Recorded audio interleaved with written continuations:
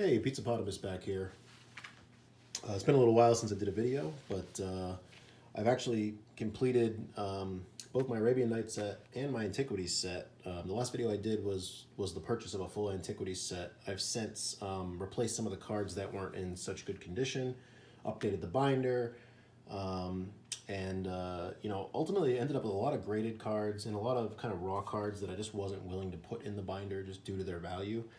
So I wanted to kind of just do an update and show what I ended up with. I do have a full complete set of the Dark, a complete set of Arabian Nights, and a complete set of Antiquities. Childhood dream fulfilled for sure, but just kind of wanted to show you how the collection kind of landed. Then at the end of the video, I do have a bonus here that we'll take a look at together that I'm pretty excited about as well. That's something that I've always wanted to own. So let's kind of take a look at the binder. We've already, and I apologize for the glare, I'm trying to experiment with some lighting here to see if I can do better with the clarity of the video. But so we already saw the Dark before, and I'm going to go kind of fast on this just because I don't want to have a super long video. But if we cut over to Arabian Nights, previously when we looked at the binder, I had cards that were backwards to note that a card was in the mail, a card was here but graded, or it was a raw card that I just hadn't put into the binder yet because of its value.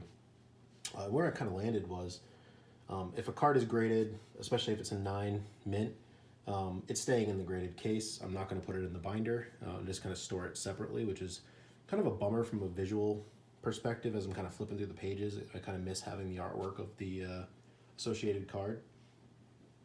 But it's better than having to deal with the guilt of cracking a perfectly mint card for no reason other than the fact that I want to throw it in the binder. So this here is Ollie from Cairo, and we saw that I owned that previously. This here is Bazaar of Baghdad. So this is obviously one of the biggest cards to get in the set, and we do have a raw copy here. It's in pretty good shape. Certainly not too bad. Trying to focus here a little bit, and it's just not going to focus, Ollie. Come on. There we go. So yeah, pretty good shape. No major nicks or kind of sections of whitening on the borders. It's in a KMC hypermatte, so the back's a little glossy, it makes it a little bit hard to see, but it's in pretty good shape overall. It's got a couple of little surface indentations, but nothing that's kind of a deal breaker for me. And these cards are drying up in the market, so I really wanted to grab one while I could. So that's those two cards. There's probably some new cards on the page from the last time you saw the binder. Maybe Aladdin's Lamp or Aladdin's Ring. But I'm not going to focus too much on the common cards or kind of less kind of iconic cards. So here we've got City in a Bottle, which we saw previously opened as a graded card, and we also have City of Brass. Sorry, I didn't really think about this setup very well. So we have City of Brass, and here we've got actually a nice 9.5 gem mint City of Brass. So this is in really good shape. Really happy to score that in that mint of condition. That was one of my favorite cards growing up, especially with Mark Teeden's artwork. And it just also is a crazy good vintage card and still relevant for play today.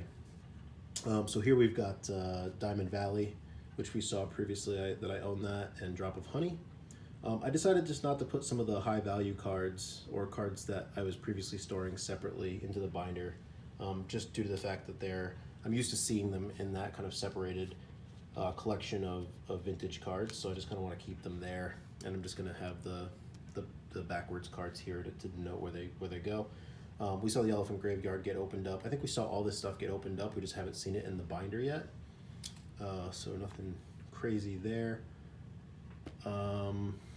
This page has some new cards that I don't even think I actually filmed opening. I think Giant Tortoise is one of those, which is not a terribly exciting card, but and I think Flying Man might have been one of those as well. I don't remember at this point, unfortunately. The Fish Liver Oil rings a bell as being one. Anyway, Flying Carpet is one of my absolute favorite artworks from this set, especially seeing it in that black border. It's absolutely gorgeous.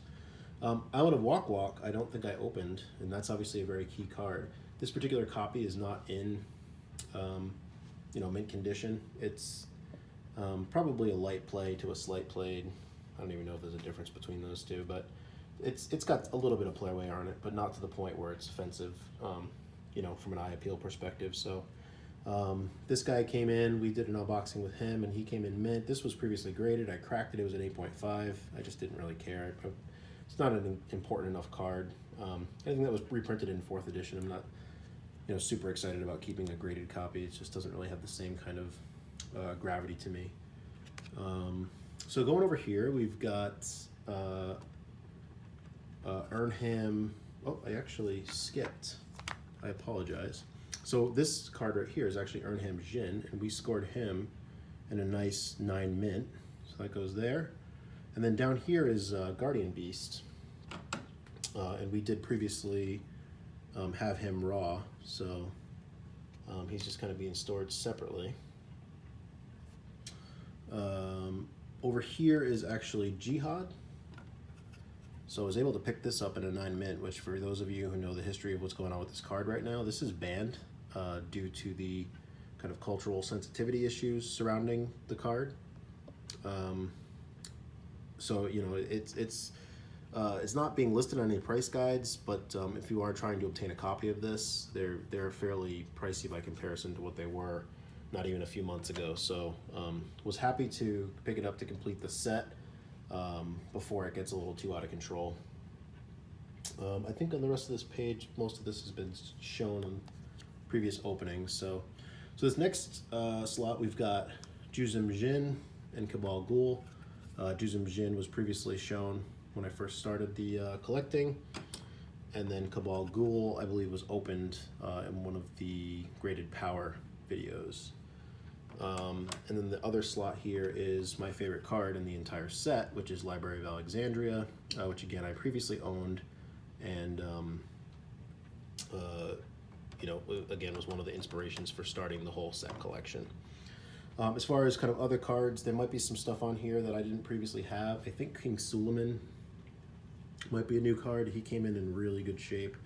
He's been going up in value recently, so I'm glad to score him before he gets a little too out of control. This page, I believe, as far as new cards, Piety, Oasis, and maybe Repentant Blacksmith were not previously present.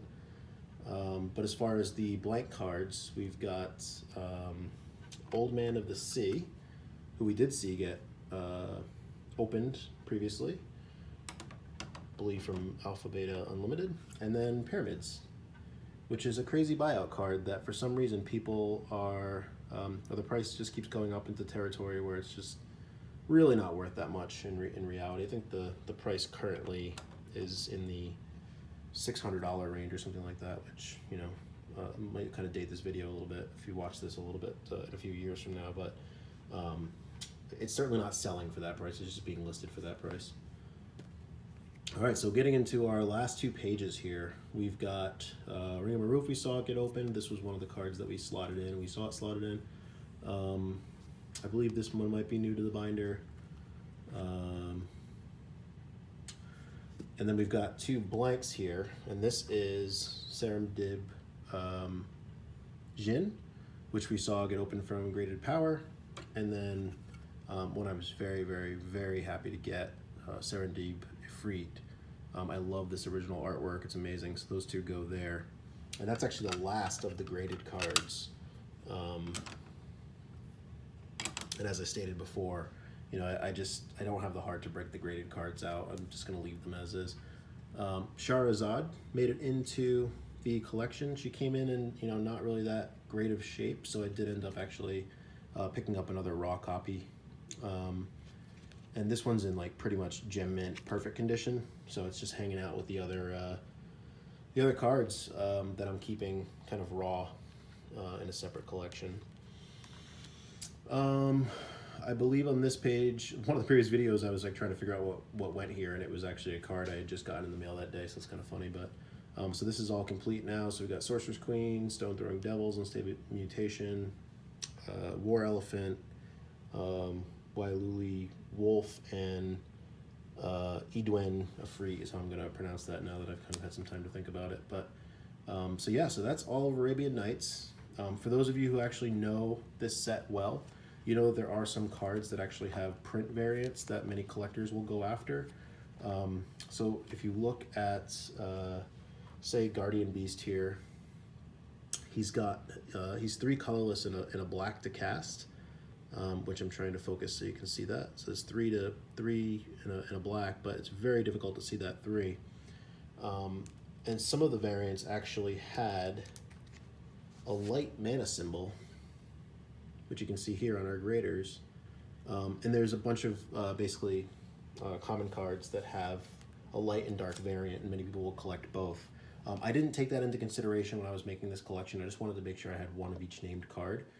Now that I have the collection, there's a good possibility that I'll go after the variants, but it's not high priority for me. I don't care that much, especially because trying to find these cards in really good condition is kind of hard enough. Trying to find the print variants on top of that in really good condition is pretty taxing. So I was excited to kind of get this set finished, but I'm gonna you know, slow down from here, and you know, maybe I'll buy them here or there if I see them, but not gonna go out of my way to hunt them down as quickly as possible. So next section of the binder, we've got our full set of Antiquities. At some point I'll probably go into more detail about these sets. I want to kind of pick out some key cards and kind of show them. One kind of comment I'll say about this is that a lot of the cards that came in the set, I got it for a really good price, and the 2 key cards that I really cared about, one of them is right here, is Candelabra of Tanos, and the other one's obviously Mishra's Workshop. And Power Artifact and Transmute Artifact are obviously really key cards as well. They all came in, and like the 2 cards that I really cared about, Candelabra and Mishra's Workshop, came in what I considered to be as good a condition as I'd want them to be, although upon closer inspection, the Candelabra's in. Got a little bit of a corner ding on it that I'd like to, you know, I'd consider a replacement for it. But anyway, neither here nor there. So a lot of the cards were not mint. They were moderate play, in some cases heavy play. And there's a few that are left in here that are kind of in the pricey range. But I've gone in and I've replaced quite a few of these just to make sure that, you know, as I'm flipping through, there's not any kind of things that are glaring at you with like white borders showing through. So I don't think there's anything crazy that I replaced on this page. Maybe I think Artifact Possession I might have switched out. I think maybe Ashnod's Altar I switched out, and Ashnod's Transmogrant. Ashnod's Battle Gear needs to be replaced. Got a little bit of whitening at the top, but again, not going super crazy. I'm pretty happy with where I landed. Golgothian Silex was one that I definitely had to replace. Guy's Avenger was one I had to replace, just because they just weren't in that great a condition. So that's not terribly exciting, but just to say what's remaining that I actually care about are the Mishra's Workshops. I replaced Spring because it's dirt cheap, but you know, for those of you who know the value of these cards, the Winter, Summer, and Fall variants are significantly more expensive. This one especially can get up into the $500, $600 range. So not really looking to replace this anytime soon, just given with how much I've kind of spent on collecting these. So, you know, we do have the candelabra here from the previous page. It does have a little bit of a nick in the corner, so not my favorite, but also not a deal breaker. Overall, it's really good shape besides that one nick. Power Artifact, which I pretty much have a playset at this point, but this one's in really good shape the way it came into the set, so no need to replace that. 2 of the strip mines are in good shape, and 2 of the strip mines suck, and obviously the most expensive being the one with the tower that looks like a penis. That one came in crappy shape, so probably need to replace this, but you know, it's also kind of pricey. Yeah, so this is kind of the rest of the set here in the binder. Looks really nice. It's pretty awesome, and you know, overall really, really happy. So the last thing I wanted to show, did I show the Mishra's Workshop? You've already seen this in a previous video, but this card recently had I think a buyout attempted or something, because I saw the price spike up quite a bit, and might just be some market manipulation of people listing things, or you know, only being a few cards on the market right now. I'm finding that a lot of these vintage cards, I kind of got in right at the right time because they're getting very, very hard to get. So when there's only a few on the marketplace and people are asking crazy amounts of money for them, the price listings or the price guides online like MTG Goldfish will go through the roof. So the last thing I wanted to show, and then we'll end the video.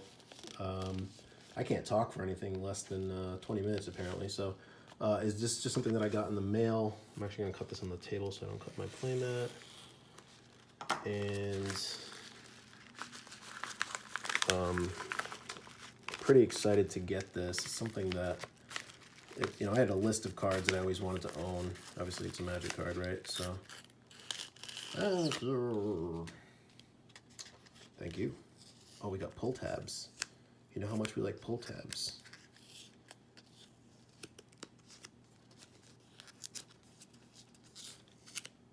All right. So let's see what side it's on. Oh, there it is. It's a Mana Crypt. Complete in Halloween themed casing here, orange and black.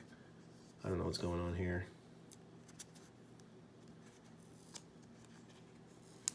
So I need to actually use the phone that I'm filming with to actually test authenticity, because I usually use that for the light test. For those of you who don't know, you can actually shine a light through original Magic cards, or really even the modern ones as well, but if you shine a light through them, you can tell by the way the light shines through the card if it's legit or not. Looking at this through the camera, it looks legit. It is double sleeve because everyone loves those perfect fit sleeves. I'm gonna yank that off as soon as I possibly can and put it in a normal hypermat sleeve, and yeah, we'll add it to the collection. So such a cool card. It's 0 to cast. If you tap it, you get 2 colorless mana, and basically every turn you flip a coin, and if it lands in your favor, there's no effect. If it lands in your opponent's favor, it deals 3 damage to you, which sucks. But it's a 0 casting cost artifact that produces 2 colorless mana, so pretty amazing. Anyway, thanks for watching, and hopefully found this to be interesting. Might go after Legends next. I don't know. It's a 360 something card set, I think, so it's a little bit more intense, and I don't really have any of the key cards aside from actually I do have quite a few of the key cards. I have Mana Drain, I have Eureka, I have Mirror Universe, Nether Void, but I'm missing some of the big ones like Chains and Pendril Veil, which is obviously the biggest card, Tabernacle. But yeah, so I'll probably do some follow-up videos and go into a little bit more detail on some of these cards, but hope you enjoyed this, and we'll see you soon.